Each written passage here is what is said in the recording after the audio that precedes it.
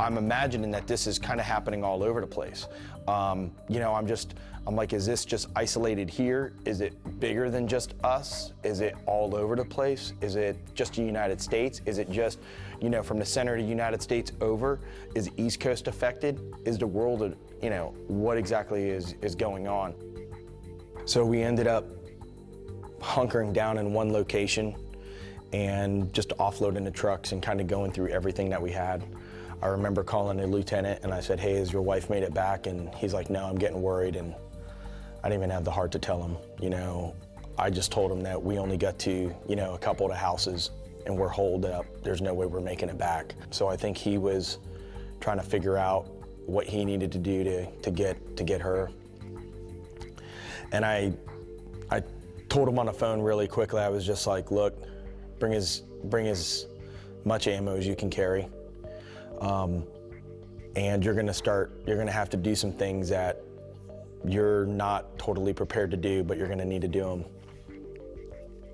Kind of gave him a quick spiel. I just remember him being like, what? But that was the last time I talked to him.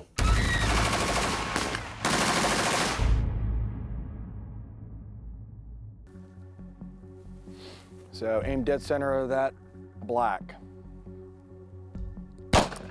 Okay, jerking the trigger. So if that was a shot we had to take, we would actually miss the guy, all right? So if you watch where that shot broke, it broke just off of his right-hand side. One of the other things to think about is, you know, if you just grab this gun, you know, we have fired a series of, call it 6 to 7 shots. Now you're on target. But what if you had to do that really quickly with adrenaline, with stress, with worrying about being attacked? That's right. A lot of different things to think about. Now worrying about your kids who are screaming, daddy, daddy, you know, or your grandchildren that are looking to you to solve this problem. It becomes very, very stressful and you have to figure it out just like that.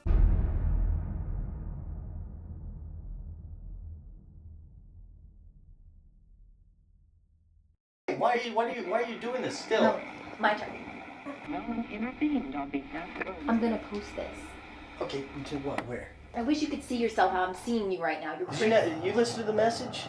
Did you look out the window? There are no lights as far as we can fucking see? Yeah, and you're... Okay, this isn't normal. Well, tell us. Come on. Explain. Hello? You heard Jonathan's message. It's a power outage. It's a fucking power outage! Oh, shit! Get the fuck out! What the? Oh, shit!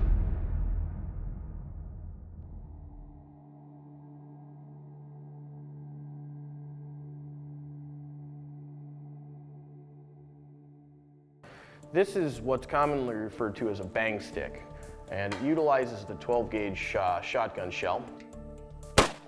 This is essentially a spear which utilizes this chamber to fit a 12-gauge shell. I have here my example shell, and the shell would be fitted inside this chamber and then refitted to the top of the device. Now this safety pin can be removed, and the device, as you see, contains a small firing pin so that when the shell placed inside the chamber is reattached to the device, it can then be used as a 12-gauge shotgun. The survivors were using it again like a spear, but this time with a very explosive charge at the end of it. With any type of conventional firearm, you can aim and miss. With this device in particular, you must strike your target in order to activate the shell inside.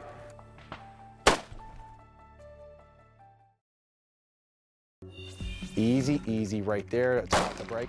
See how that gun just about jumped out of your hands? That's why you always want, and this is just a 9mm, you want a dominant hand grip on the gun. A couple things that are happening that you really got to look at. Any round that leaves that gun that isn't hitting somebody that's trying to kill us or somebody that's infected is a waste of round at that point. You know what I'm saying? We need to drop these guys quickly.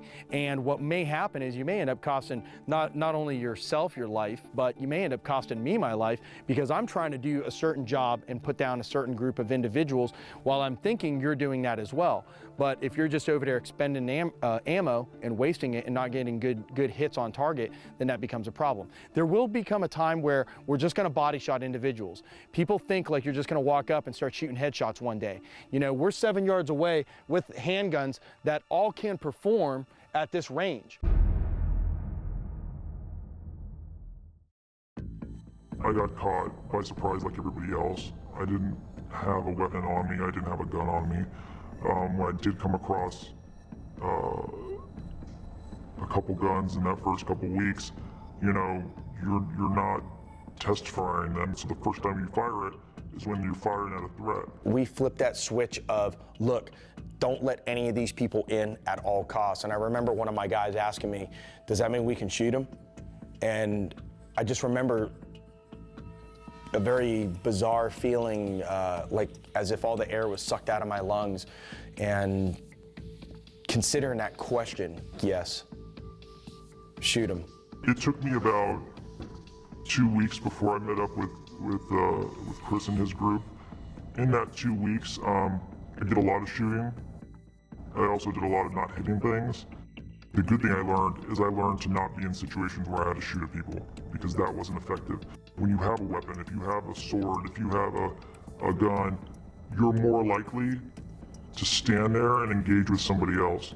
When you don't have anything, you get the fuck away. So in a lot of ways, having no weapon is better than having a shitty weapon or a weapon that's not working effectively, because then you're not trusting that it's going to work.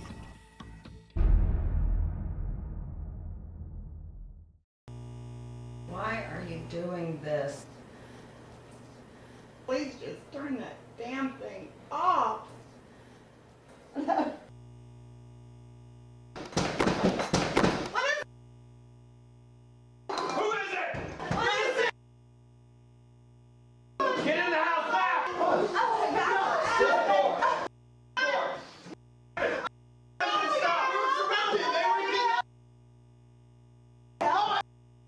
Did you get bit? No! Where's the guns and stuff? Get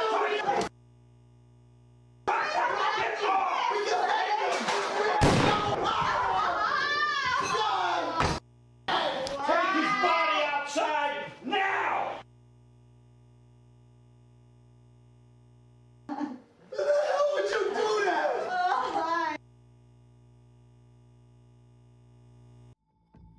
Quite commonly get to kind of understand a couple things. One, with an edged weapon, that means you're really close to infected people. That's primarily what you're going to utilize these things for. Second, are you really prepared to utilize this? I will tell you that it is much easier for a person to shoot somebody than actually start trying to cut off a head or hack at them. And in fact, in many cases, when you start thinking about how durable the body is, when you start swinging some of these items, it doesn't kill them. Now, if they bleed out, that's great, but if they bite you before they bleed out, that becomes a problem. Now, this one's more of a, call it a camping, tool, maybe a small machete. It actually has a saw. Are you gonna sit there and try to saw through somebody's neck? In any case, if you try that, you're probably gonna end up becoming a victim, which is why we found things like this out on the street all the time. Ninja swords, right? Now I'm a ninja, okay? It's Highlander all over again. What this is good for is to sit on your shelf and never get used, okay? That way when people come over to your house, they think you're really interesting and intriguing because you have a ninja sword collection, all right? Let's look at something like this.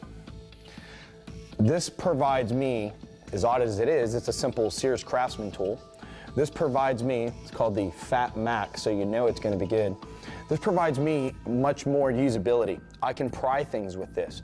I can actually, we found that if we had to go hand to hand, I was much better driving a sledge or something of this nature to the top of the head to crush the skull. This isn't a Quentin Tarantino film, this isn't Kill Bill and I've got a Hisano sword, okay?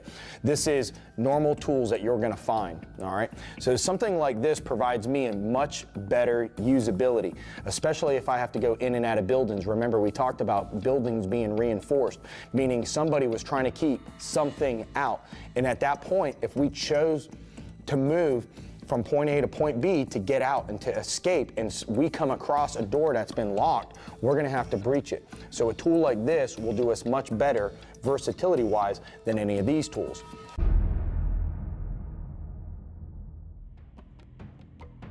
Nice and easy. Same thing, nice and easy. Take your time. There you go, much better. Easy. That was it. Press. Good job. Reset. Easy. And you only need to let out to right there. Press it. Easy. Reset. Good job. All on you. Very good. Blew that shot. Give me 2 more. Good job. Reset. Reset. Take your time. Get your hits. Trigger. All right, nice. So how was that shooting with the suppressor on it?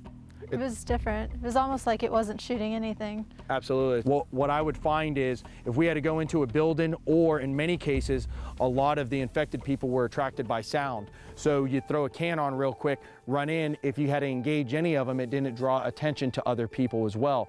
Not only was I concerned about infected people, but I was concerned about other people that were in the area that could hear what me and my team were doing. So in that case, the quieter I was, the better off I was. So if I had to engage something, or if we had to engage something, then people wouldn't even know we're in their area. Maybe going through a building, searching, doing whatever it is we're doing, scavenging. You know, a lot of what we did was looking for, again, food and water, batteries, medical supplies, things that we would actually need on a regular basis. So to be able to run in there with a 22 and not some 45 that makes a lot of noise, this was much better off. There were many times where people were in buildings nearby, they didn't even know we were in a building, and we were still engaging people that were infected.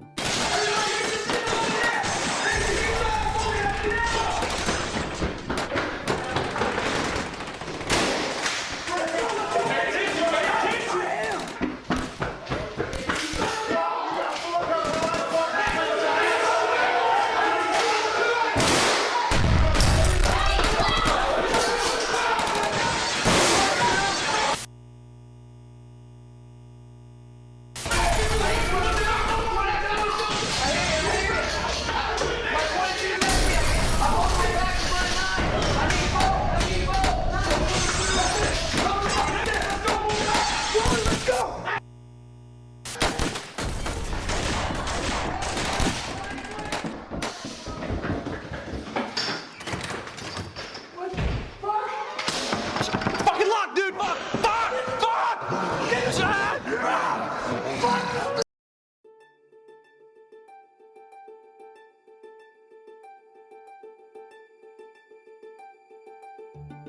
It appeared that, you know, coming in contact with them would get you infected, and obviously we didn't want that, so we needed something that could reach and we could defend ourselves with distance. Not having any actual weapons on the premises or guns, we built a simple bow, strung it up, molded out some arrows. We realized quickly that this wasn't enough, this one shot, and then reload, shoot again. Under stress, it just wasn't working. So we realized, or I did, I got to make something bigger and better. Quite simple, really. It's a pneumatically controlled system made from standard valves, cylinders that we can get here at the shop. It took me almost a month, I think, to build the first prototype. So we put the compressed air tank here. Air runs through here into an accumulator tube. The air comes up. Once the trigger is pulled, it sends air into this cylinder here, which in turn advances the barrels. So first go at it, you know, having to carry the tank, carry the weapon, we weren't mobile at all. Basically just had to camp out up here and fire, but we realized we were gonna have to take the fight to them a little bit, get outside the premises.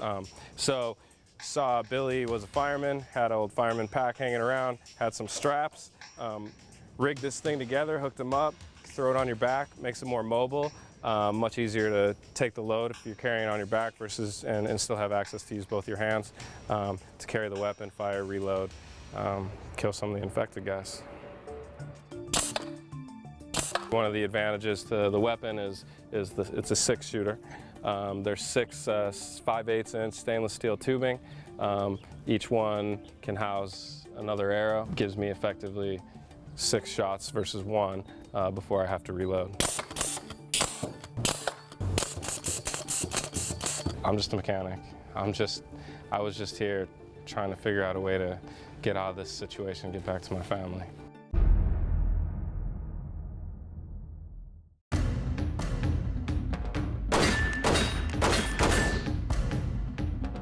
Nice and easy. Good forward pressure. Boom. A lot bigger, isn't it? Yeah. Easy. Good job. That's all I need to let out. Good job. Look how unstable you are. Choke that gun in. There you go. See how much movement's there? Cycle it. Good. Cycle it.